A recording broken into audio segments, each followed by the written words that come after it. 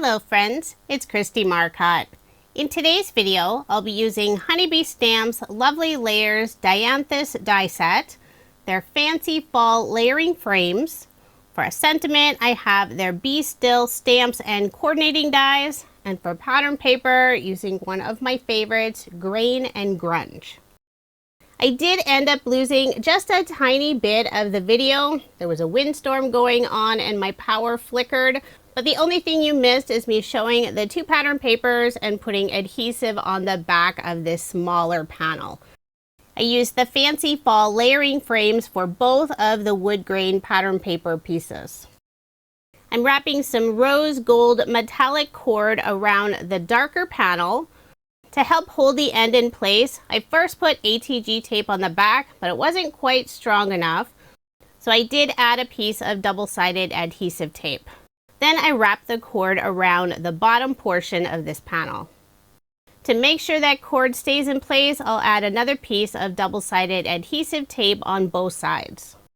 I will be popping up this panel using Honeybee Stamp's black foam strips. I'll add some foam along the outside edge of the die cut panel.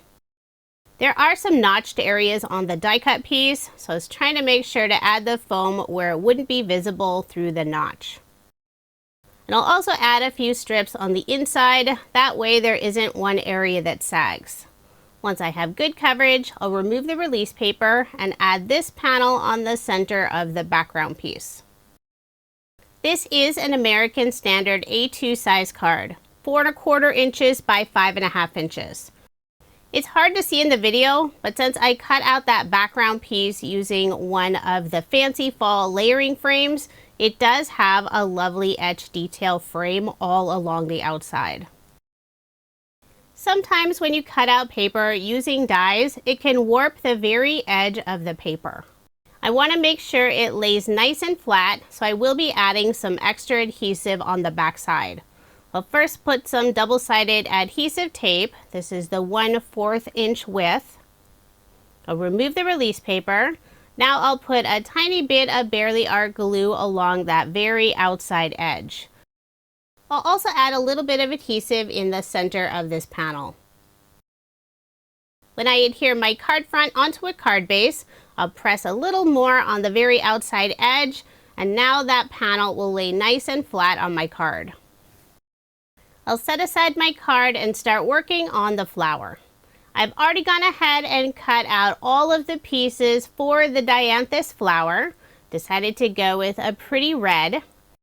There are 3 different sizes of flower blooms. And when I cut out all of the pieces, I made sure to keep the separate flowers in a different row.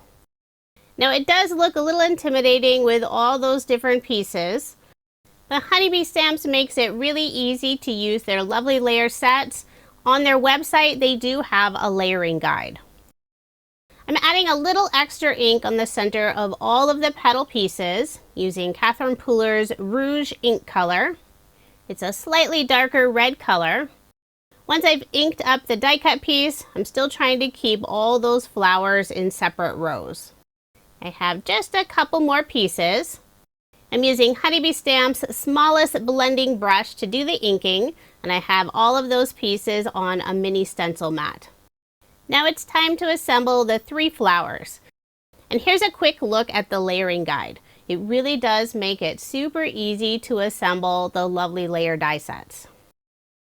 I'm starting with the largest flower, and all 3 of the flowers have 5 layers. You can use the same cardstock color like I'm doing.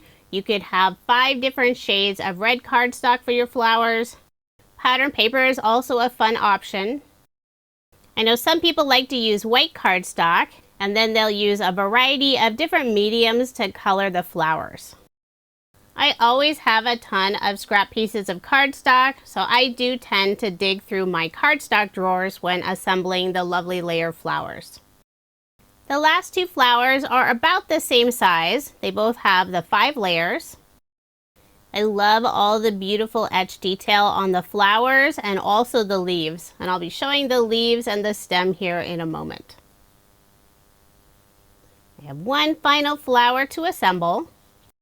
And to make sure I didn't lose all those small die cut pieces, I did store them in one of scrapbook.com's stack and sort trays. I have another tray with the leaves and the stem. Now I'll set aside the 3 flowers and start working on the leaves. There are 7 leaves that you can cut out separately, and there's also a few leaves on the very background piece with the stem. I'm adding a little extra ink just to the 7 cutout pieces. I'm using Catherine Pooler's Eucalyptus ink color. I used a light green cardstock color for the stem and leaves. I wanted to make sure it had good contrast against the dark brown background of the card. Now I'll start gluing all of the individual leaves on that background piece with the stem. There are a few leaves on that background piece that don't have the individual leaf piece. You could go and add ink to those as well, but I decided to leave them plain. Gives it a little more variety of greens on the background. I'm using a pair of reverse tweezers to hold the small die cut pieces. And one by one, I'll glue down all those small leaf pieces. And before the glue dries, I'm making sure all of those leaves are lined up evenly. I have just one final leaf to attach. Now I'll glue down all 3 of the red flowers. The largest one goes at the very bottom. And if you have all those pieces lined up correctly, it fits perfectly between the cutout leaves. For the small flower on the left side, I'm trying to make sure to line it up perfectly with the background so you're not seeing any of the green peek out behind the red flower. Once I've glued down all of the individual leaves and red flowers, I'll put glue on the back of the Dianthus and adhere it on my card. And I'm putting it at a slight angle. I want to leave a little extra space in the lower right hand corner since that's where I'll add the sentiment. I'll be stamping the sentiment on more of the green and grunge pattern paper. Selected a very light wood grain design. Stamp the sentiment thinking of you. And I'm using my mini MISTI to make sure I get a good solid impression. Now I'll use the coordinating honey cut dies to cut out the sentiment. Pulled out my bitty buzz cutter. I'll hold the die in place using some tacky tape. Run it through my die cut machine, and I love how it cuts that perfect border around the sentiment. I will be popping it up with some foam dimension using Honeybee Stamp's white foam strips. And I did cut a little sliver of one of the strips, that way it would fit behind the sentiment.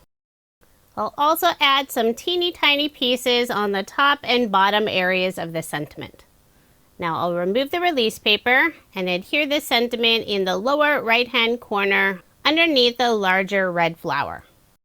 I am adhering it on top of the rose gold metallic cord, so I'm trying to make sure there are areas where it's attached to the card as well. For embellishments, I'm using Honeybee Stamp's Warm Pearls. Selected the darkest brown color. I'll put 2 in the upper left-hand corner and 3 around the sentiment in the lower right-hand corner.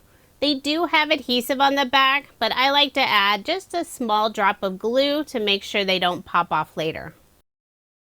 For a final finishing touch, thought it would be fun to have some sparkly red flowers. I'm using a red glitter brush from scrapbook.com, and I'll color all 3 of the flowers. It'll give them a slightly darker red look and lots of sparkle. And being careful not to get any of the marker on the green leaves since the red glitter brush does have a red color to it. Once the marker starts to dry, I'll go over any areas that I missed, and once it dries completely, it has this beautiful sparkle finish. Here's a similar card I made earlier, and you can see all that lovely sparkle on the red flowers. I love how this card turned out.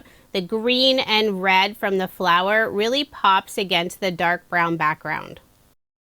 If you are interested in any of the products I used in this video, I do have links in the description box below. If you enjoyed this video, be sure to give it a thumbs up, subscribe to my channel, hit that notification bell so you don't miss out on any future videos. Thank you so much for watching, and I hope you have a wonderful day.